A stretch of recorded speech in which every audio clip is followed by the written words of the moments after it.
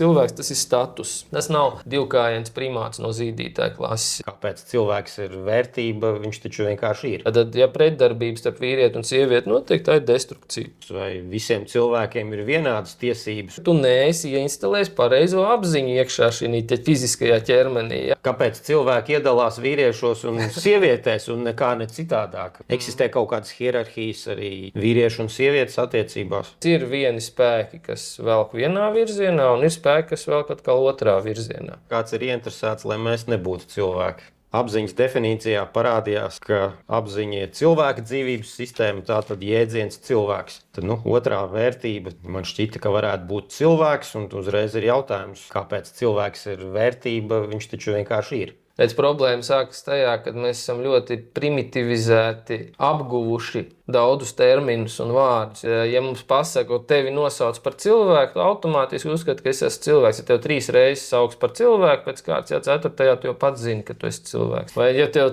kā saka, 100 reizes pa cūku nosauc, 101. tu sāksi rukšķēt.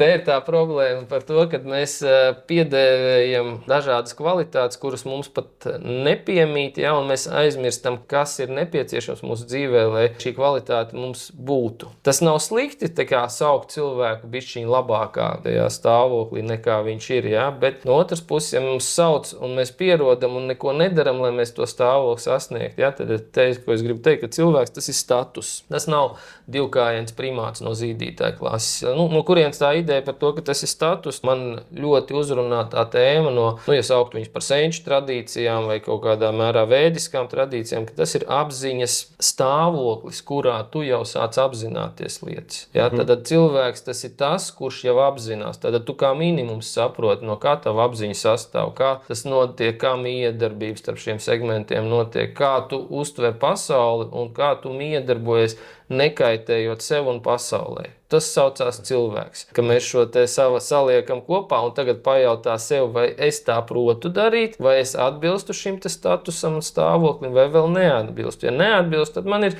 cits nosaukums. Es dzīvoju un uzvedos kā nodokļu maksātājs, kā pilsonis Latvijas Republikas, kā kaut kāds vēlētājs, kā tur mamma, kā tētis, kā brālis, kā māsa. Vienalga, kā ļautiņš, ja, kā iedzīvotājs, pamatiedzīvotājs konkrētajā teritorijā es esmu. Ja.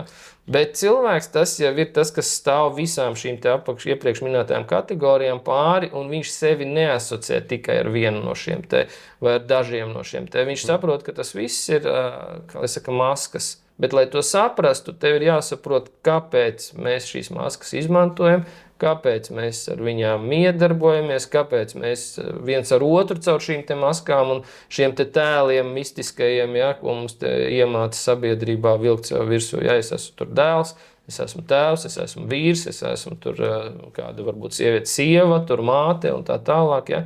Un šie te visi tēli, tas nav nepareizi tēli, vienkārši viņi ir neapzināti paliek. Tad, kad tas viss paliek neapzināts, tu sevi nevar saukt par cilvēku īsti. Un tad, kad tu sāc to apzināties, tikai tad tev parādās cilvēcība tavā dzīvē. Rolands arī nedaudz garākā tekstā izstāstīja mājaslapā minēto definīciju, ka cilvēks tas ir status, kas raksturo apziņas briedumu un individu virzību uz izaugsmu un attīstību. Cilvēks apzināts vīrietis vai sieviete, nevis divkājains primāts no zīdītāja klases. Tātad cilvēks ir status.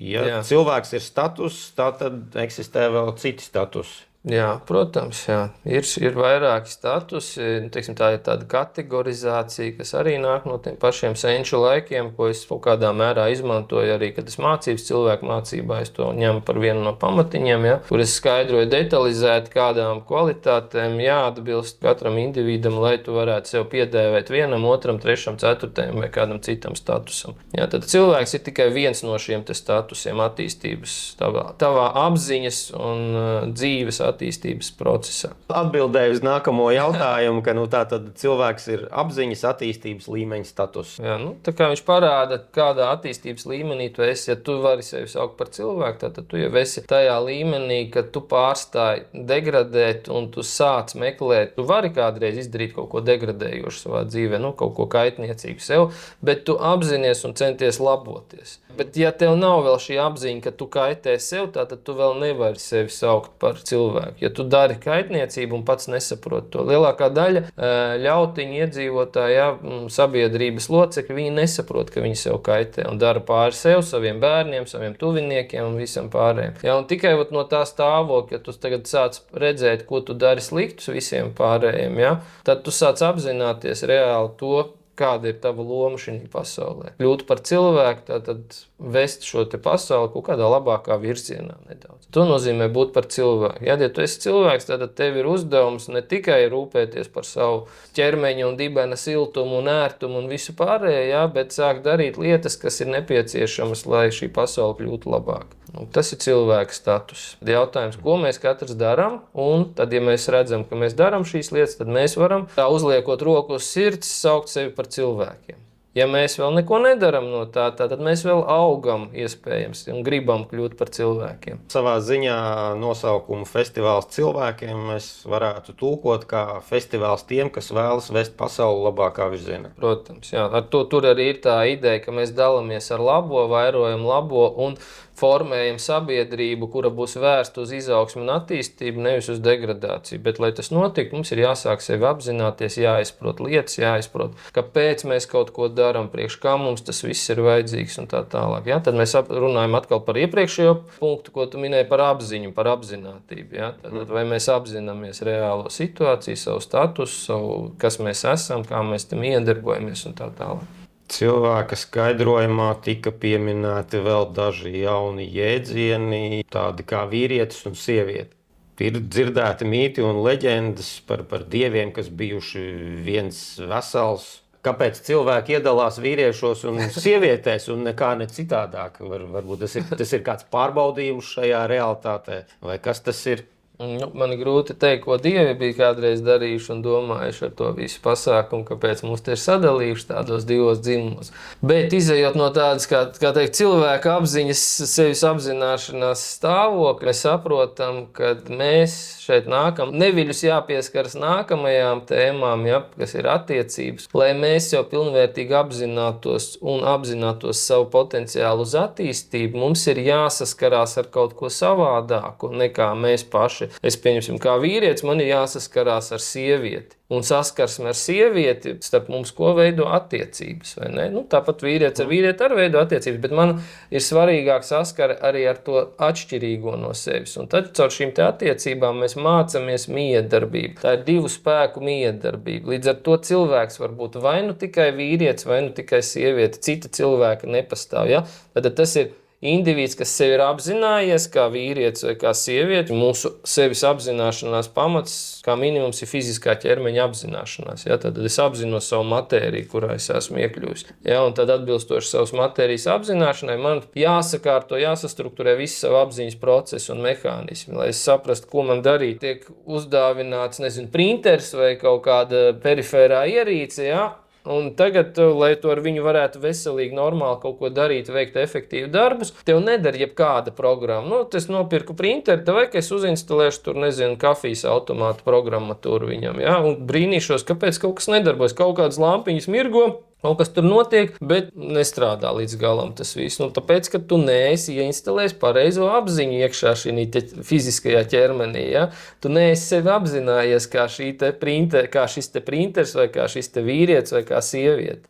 Te sākās tā problēma. Apzināšana. Mums atkal jāpieskarās tam visam. Lūk, un tad sieviete un vīrietis, tad, ja mēs atgriežamies atpakaļ, tad mēs esam divi dzimumi, manā izpratnē radīti, lai mēs iemācītos miedarboties un sadarboties divu pilnībā atšķirīgu spēku miedarbību, lai nerastos pretdarbība. Tad, ja pretdarbības starp vīrieti un sievieti notiek, tā ir destrukcija. Ja notiek veselīga miedarbība, tad mēs pieskaramies nākamajiem etapiem, ja? Nākamajām vērtībām, kas ir arī radošums un viss pārējās lietas, tad mēs varam kaut ko radīt. Ja mēs mākam veselīgi, tad sevi apzinoties kā vīrietis, kā sieviete, mēs mākam pielikt savus spēkus un potenciālus un sākt radīt kaut ko. Ja mēs to nemākam, ja tu neesi apzinājies sevi kā vīrietis vai kā sieviete, pilnā mērā tu neesi vēl radošs cilvēks. Un tāpēc cilvēkam ir putra galvā ar savām dzimumu piederībām, un viņi stāsta, ka viņi ir mākslinieki un radoši cilvēki, tur ir ļoti tālu no radošuma. Tas, ko viņi dara, viņi veicina degradāciju sabiedrībā. tātad mūs attīsta saskara ar atšķirīgo. Tomēr ir tāds bieži lietots jēdziens, ka cilvēku tiesības, tad, ja tomēr cilvēki visi nav vienādi, jautājums, vai visiem cilvēkiem ir vienādas tiesības, un vai jēdziens cilvēku tiesības, kāds tas ir vēdiskajā skatījumā, varbūt tas ir vienkārši tāds bla vārds. Tā, ja mēs runājam par vēdisko skatījumu, es nevaru, protams, apgalvot, bet es uzskatu, ka vēdiskajā skatījumā vispār nepastāvēja tāda interpretācija kā cilvēku tiesības. Bija vīrietis ar savām tiesībām un pienākumiem, bija sieviete ar tiesībām un pienākumiem. Abus kopā, jā, mēs varam saukt par cilvēku tiesībām, bet tikai izejot no tā, kādam dzimumam viņš pieder. Ja tā ir sieviete, viņai ir savas tiesības un pienākumi, jo tiesības vienmēr paredz pienākumus. Tad, ja tu nepildi pienākumus, tev nav arī tiesības. Ja tu nepildi vīriešu pienākumus, tev nav vīriešu tiesības. Ja tu nepildi sievietes pienākumus, tev nav sievietes tiesības. Ja, tu nevari sevi saukt, tu neesi tiesīgi saukties par sievieti, jo sieviete tas jau ir viens, cilvēka apakš līmenis. Ja? Tātad tu esi sieviete. Tāpēc es citreiz saucu tos, kas galīgi neatbilst šim sievietes un vīriešu statusam. Es viņus saucu par vīriešu veidīgo vai par sievietes veidīgo būtni. Ja? Bet tas nenozīmē, ka viņa ir apzinājusies sevi kā sieviete un vīrietis kā vīrietis sevi ir apzinājies. Pat ja viņš nav tur netradicionāli orientēts, viņš ir ceļā uz savas orientācijas nomaiņu, viņš neapzinās sevi kā vīrietis vai kā sieviete. Un tādiem žēl ir šodienas tāda diezgan populāra sērga, ar ko daudziem varbūt ir jātiek galā savā dzīvē un savā galvā. Mums pašiem, kas mēs sevi apzināmies, arī jāsaprot, ka arī mūsu miedarbība ar šo te vispārinošo ideoloģiju, ja, kad mēs kaut ko gribam vispārināt. Visi mēs esam cilvēki, tad mums visiem vienādas tiesības ir. Ja. Tanī gadījumā tā ir destruktīva programma, kas tam, kuram ir atbildība, neļauj reāli izmantot tiesības. Tas, kurš grib kaut ko labu darīt, viņam kāds, kurš nesaprot, kuram nav tiesība, kuram pēc būtības viņam nav saprāts, lai viņš darītu kaut ko veselīgu, viņam ir tikpat daudz tiesības iedots, un viņš kaitē, pieņemsim, tam labajam virzienam dzīvē. Ja? Mēs teiksim tā, ja mēs iedodam vienādas tiesības tam, kurš grib iznīcināt, slepkavot, izvarot, tur vēl kaut ko darīt, un iedosim tādas pašas tiesības tam, kurš grib aizsargāt, palīdzēt, atbalstīt, attīstīt. Ja? Tad, ja viņiem vienādas tiesības, tad principā tas viss nivelējās. Viena nodomi pret otra nodomiem, ja viņiem ir abiem diviem cilvēku tiesības, tad viss ir kārtībā. Ja? Tur viss ir izlīdzsvarots. Ja? Nosacīt. Nē, tur nav izlīdzsvaros, tā ir degradācija. Viss, kas stāv uz vietas, notiek degradācija. Tad, ja viens grib palīdzēt un otrs grib kaitēt, tad kustība un virzība nenotiek uz priekšu. Tad, ja mēs skatāmies no šī cilvēktiesību viedokļa, tad cilvēktiesības ir jādod tikai cilvēkiem. Cilvēks, atceramies, tas bija status.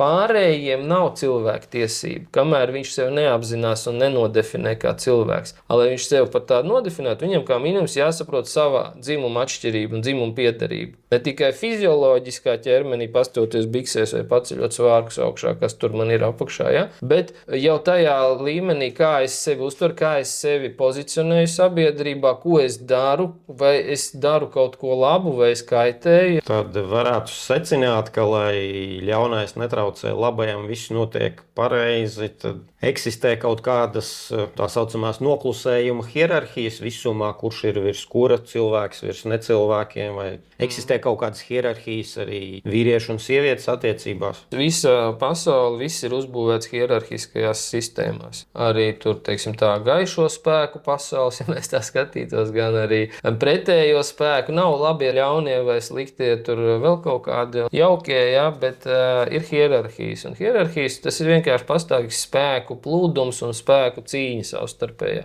Jautājums ir tikai tajā, kurā pusē tu pats vēlies sevi pozicionēt, vai kurā nevis tu vēlies, bet tu apzināti vai neapzināti ieeji. Ja, un tāpēc ir vieni spēki, kas velk vienā virzienā, un ir spēki, kas velk atkal otrā virzienā. Tā hierarhija nozīmē to, ka, piemēram, mēs runājam par gaismas spēku vai kultu, ja gaismas kultu vai kultūra saucamā, ja, kas kādreiz bija tāds termins, tika izmantots, ja, apzināti saprotot, ko nozīmē termins kultūra. Tur bija vienmēr skaidra tā hierarhiskā pozicionēšana, tad ir kaut kāds augstākais radītājs, tad ir vīrietis, tad ir sieviete, tad ir bērni. Tas ir, ja mēs runājam par ģimenes hierarhisko struktūru. Savukārt, ja mēs kaut vienu no šiem elementiem kaut kur izlaižam, ja vīrietim nav augstākais spēks, viņa radītājs, ja, kam viņš seko, kam viņš kalpo un tā tālāk. Ja sievietei nav augstākais spēks, viņas vīrietis, ja, kam viņa kalpo, kam viņa seko. Ja bērni neciena tur māti, tēvu, tad šī brīdī sākas degradācija, iznīcība un cilvēces pašlikvidācija. Ja mums iemāc to, ka mēs varam neievērot šo te hierarhisko sistēmu. Tieši tas pats notiek arī plašākā sabiedrībā, ja, ko mēs saucam par kopienu, ja, tā ir sabiedrība, tur dzimtas, ja, tur ciltis, tur arī šāda vērtība mums tam piesiet klāt. Mēs tā kā sanāk, ieejam tā plūstoši, visām vērtībām būsim cauri. Es tieši gribēju teikt, ka mēs tā plūstoši ir parādījušies daudz jaunu jēdzieni un vērtības. Jā, tas jau ir tas, ko es saku, tas viss ir savstarpēji saistīts un viens bez otra nepastāv. Kā tās visas lietas ir savstarpēji sasaistīts, un ja mēs to neņemam vērā, ja, ka visi saistīts, mēs gribam izraut kaut ko no konteksta, tad sanāk tas, ko es teicu, cilvēku tiesības vispārināts, ka cilvēks termins ir vispārināts uz visiem, tad mums vairs nevajag ne uz ko tiekties, nekur attīstīties, jo mums jau visi esam cilvēki, mums visiem ir cilvēku tiesības, bet daba un visums un visa dievišķā hierarhija to neparedz tā.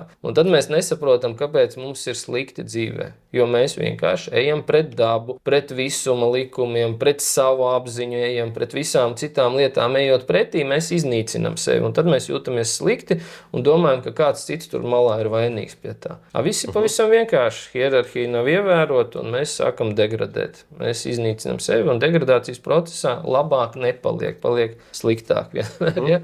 Tātad kāds ir ieinteresēts, lai mums ir slikti, tāpēc mums māca šo te degradāciju. Šodien. Visi feminismi, visas genderismi, visādi citi ismi, kas ir komunismi un sociālismi un kapitālismi un kādus ismus tik te mums nesabāž virsū. Ja? Tas viss ir priekš tām, lai mūs degradētu, lai mūs iznīcinātu. Tātad noslēdzot par cilvēku, kāds ir ieinteresēts, lai mēs nebūtu cilvēki. Jā. Un tie noteikti nav cilvēki.